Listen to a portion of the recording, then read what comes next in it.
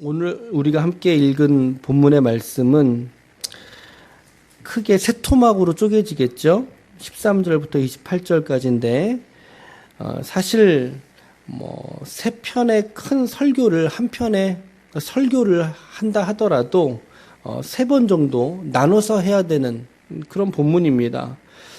먼저 13절부터 17절까지 세리와 죄인들의 친구인 예수 그리스도에 대한 그런 말씀을 담고 있고 18절에서부터 22절까지는 무슨 논쟁이요? 그렇죠. 금식 논쟁.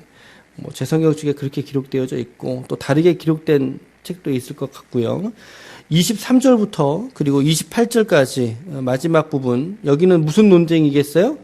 안식일 논쟁. 제 성경책에는 안식일에 밀 이삭을 자르다. 어떤 행위를 했다는 거죠. 자르다. 이렇게 지금 되어져 있습니다. 각 단락마다 잠깐씩 해설하는 것으로 오늘 말씀을 좀 전하도록 하겠습니다. 첫 번째는 죄인들을 구하러 오신 예수님의 단락이죠. 13절부터 17절까지인데 예수님께서 오늘 말씀해 보니까 다시 바닷가로 나가셨다 이렇게 되어 있어요. 그런데 본문 앞절에 있어 보면 바닷가의 무대가 기록되어져 있지는 않습니다. 그러니까 다시라는 표현에서 보면 아마도 이 부분을 일정 부분 편집이 됐거나 아니면 혹은 앞절에 가버나움이라고 하는 도시를 그 성읍을 바다에 임급했던 인근 지역으로 보지 않을까 보았지 않았을까 이런 생각을 좀 해보게 되네요. 다시 바닷가에 나가셨다 이렇게 기록이 되어져 있고 그곳에서 제자들에게 가르치셨다라고 말씀하고 있습니다. 예수님의 주된 사역은 제자들을 또 가르치고 세우는 사역도 역시 병행하셨다는 걸 알 수 있겠죠. 그런데 지나가시다가 보니까 알페오의 아들 레위라고 하는 사람이 세관에 앉아 있는 것을 발견하죠. 그러니까 이 레위의 직업은 뭐겠어요? 세리겠죠. 세를 거두는 어떤 관공서에 앉아 있다. 세리를 의미하는 거겠죠.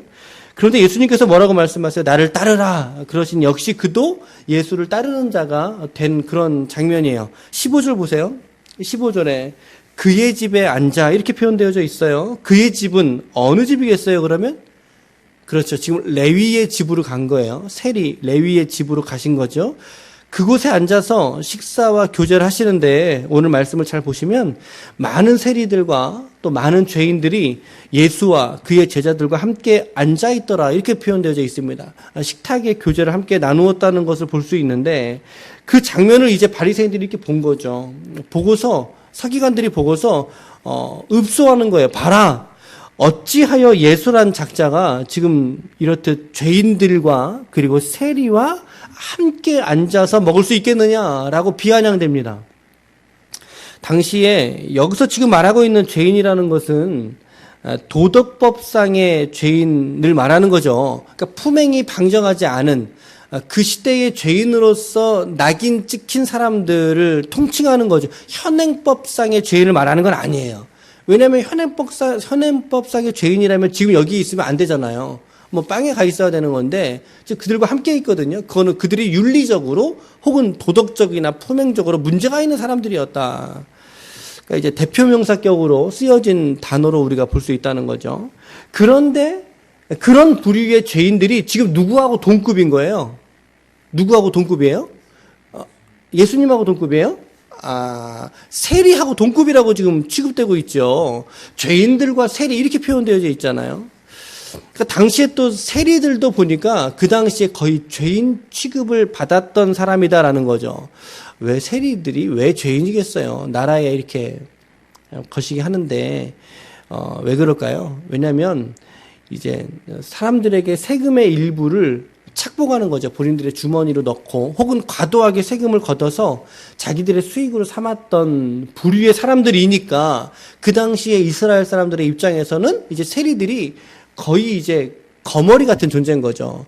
저들은 우리의 피를 빨아먹고 사는 사람들이다. 그러니까 같은 민족인데, 같은 유대인들인데, 로마 정부의 세금 정책으로 살아가는, 그러니까 당연히, 그 시대 속에 살고 있던 백성들에게는 세리라고 하는 인물은 아주 곱게 보일 리가 없는 사람이었던 거죠. 그랬는데 그가 지금 예수님이 죄인들과 그리고 세리들과 함께 앉아있는 모습을 봤다 이 말이에요.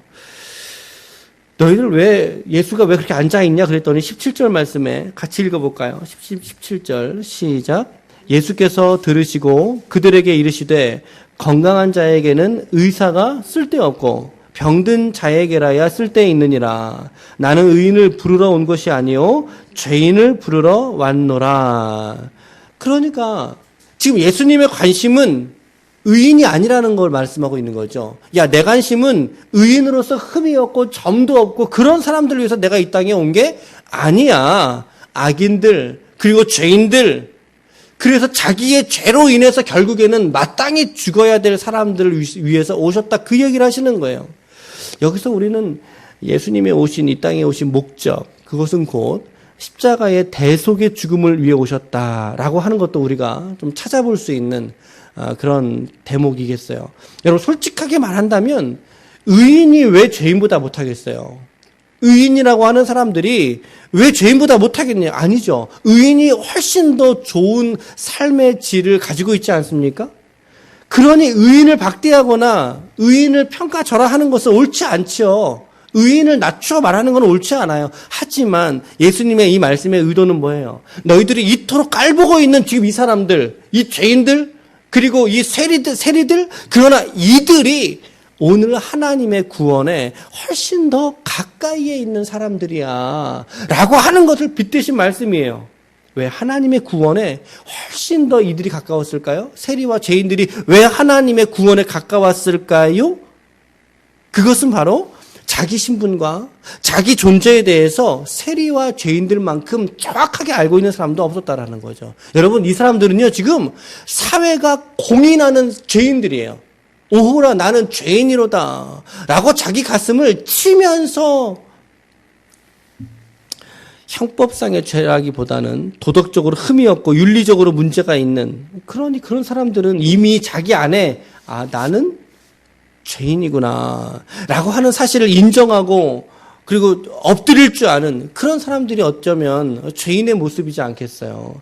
예수님이 지금 그 내면을 보고 말씀하시는 거죠. 그런데 반대로 오늘 바리새인들과 서기관들은 어때요? 오히려 너희들이 죄인이야 라고 물을 때 내 죄가 뭔데 이러지 않습니까? 그런 태도 아닙니까? 자기의 죄를 깨닫지 못하고 오히려 타인들에게서 죄와 허물을 찾아내려고 지금 혈안이 되어져 있는 그런 인물들로 그려지고 있다는 거죠.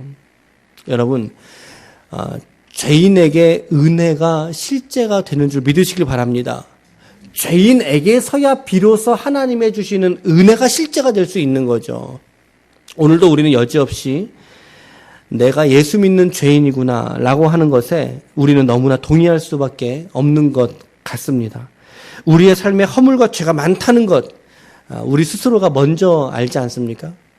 내가 이렇게 믿어서 내가 쓸까? 내 인격이나 성품이나 내 속에서 이 끓어오르는 이런 혈기들, 참, 그래서 예수님이 죄인을 위해서 오셨다라면 그것은 바로 나를 위해서 오신 것이겠구나 라고 하는 묵상을 우리가 이 새벽 어간에 우리가 묵상할 수 있다는 것입니다. 여러분, 우리 주님이 죄인들을 구원하시기 위해서 이 땅 가운데 오셨습니다. 그렇다면 오늘 내가 죄인이고 오늘 내가 하나님 앞에서의 이러한 구원의 은혜를 받아야 될 사람이 저 사람들이 아니라 바로 나구나 라고 하는 것들을 우리가 묵상할 수가 있습니다. 두 번째 단락은 어떻게 되어집니까? 두 번째 논쟁의 발의는 사람들이 한 거예요. 왜 금식하지 않느냐라고 지금 질문인데요. 예수님이 뭐라고 답변하셨어요? 혼인집에 손님들이 신랑과 함께 있을 때 금식할 수 있더냐? 금식할 수 없다는 것입니다. 그러니까 예수님을 지금 누구로 비유한 거예요? 신랑으로 비유한 것이고, 예수님과 함께 있는 제자들은 이제 누구로 비유한 거예요? 예수님의 혼인잔치에 초대가 된 손님으로 지금 비유하고 있는 거죠. 그러면서도 신랑을 뺏길 날이 이르리니 그날에는 금식할 것이다. 신랑을 뺏긴다 그랬습니다. 어느 시점을 의미할까요? 신랑을 뺏긴다는 것은 예수님의 십자가의 죽으심을 말하는 거죠. 곧 사망에게 예수님 뺏기잖아요. 사망에게 예수님을 잠깐 내어놓으시죠. 그 순간에는 아파하면서 울면서 금식하게 될 것이지만은 그런데 지금은 아니다 이 말이에요. 지금은 아니다. 왜 그럴까요?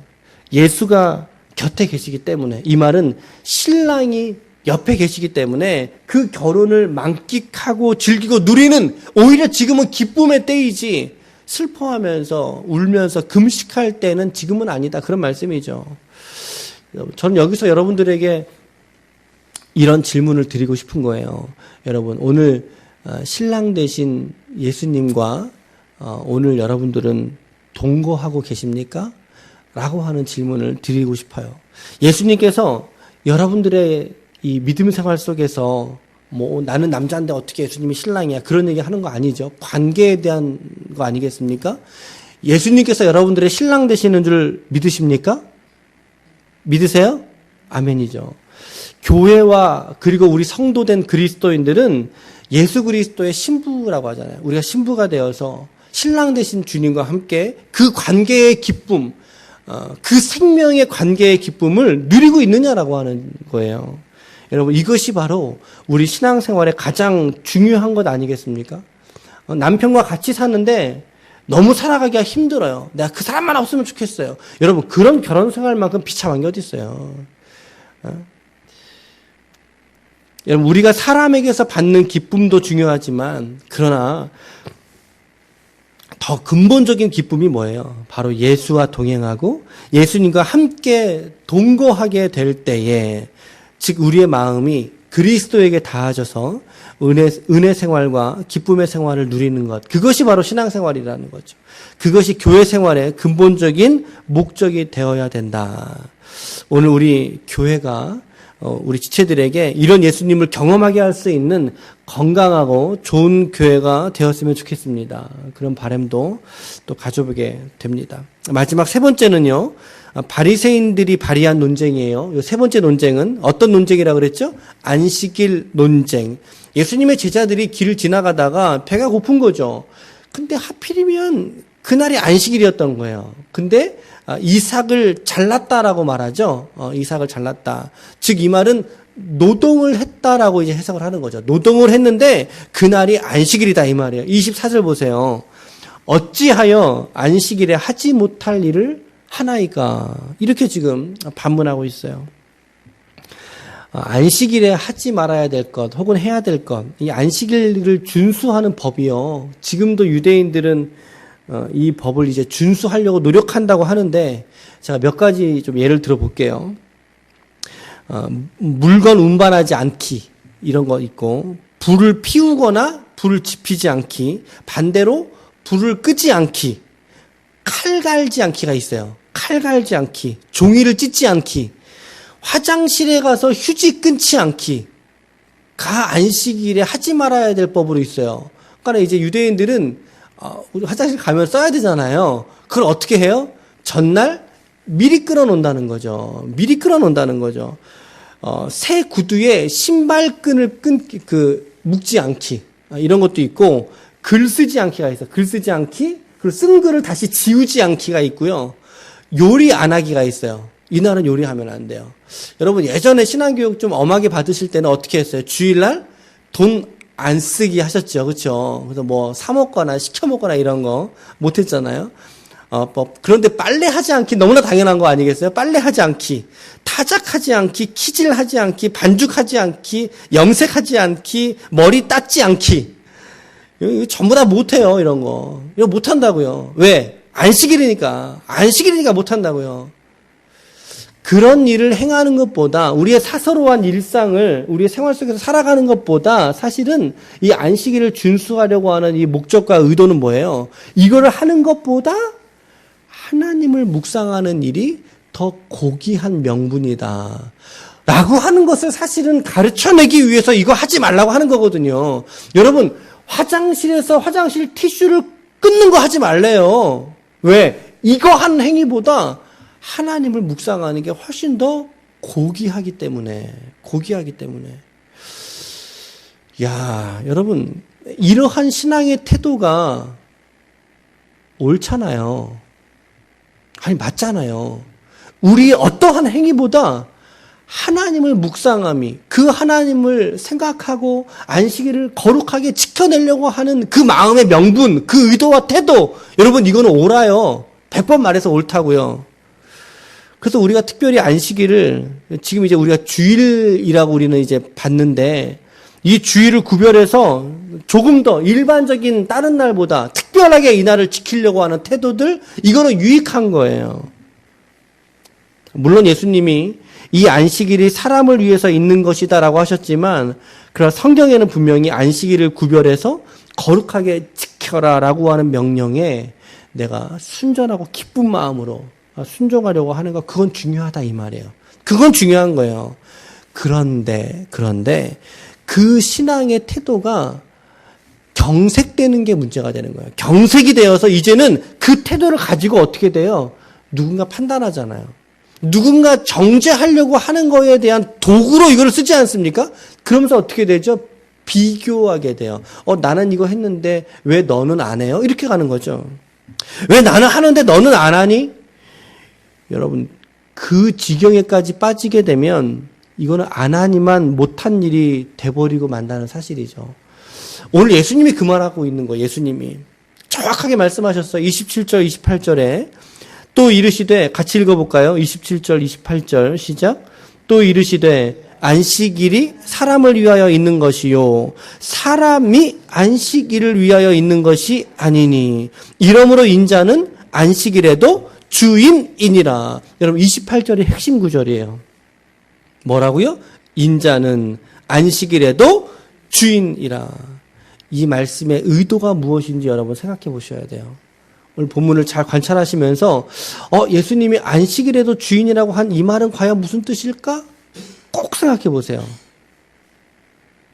이 말씀의 뜻은 너희가 안식일을 지키려다가 오히려 그 안식일의 주인이 대신 누구를 놓쳐버린다는 거예요? 그렇죠. 예수님을 놓쳐버린다는 말이죠. 안식일이라고 하는 그 형식, 그 율법의 메인 그 형식에 사로잡혀서 정작 그 율법의 주인 대신 주님을 잊어버리게 된다는 거죠. 그렇죠? 여러분, 안식일보다 더 중요한 것은 예수 그리스도인 줄로 믿습니다. 안식일보다 더 중요한 것은 사람이라는 거예요. 안식일보다 더 중요한 것은 영혼의 생명이라는 거죠. 이것이 훨씬 더 중요한 가치임을 오늘 깨달을 수 있는 저와 여러분들 되시기를 축복합니다. 그러니까 우리가 이런 안식일 규정, 율법적인 조항에 우리가 매여서 이것을 통해서 다른 사람들을 판단하는 도구가 되어서는 안 된다는 거죠. 내 자신을 겸비하게 하기 위해서 여러분들 노력하십시오. 예, 노력 필요하죠, 우리가. 안식일, 지체들과 교제하고 생명을 살리는 일에 우리의 시간을 들이고 하는 것들은 여전히 옳은 얘기다, 이 말이죠.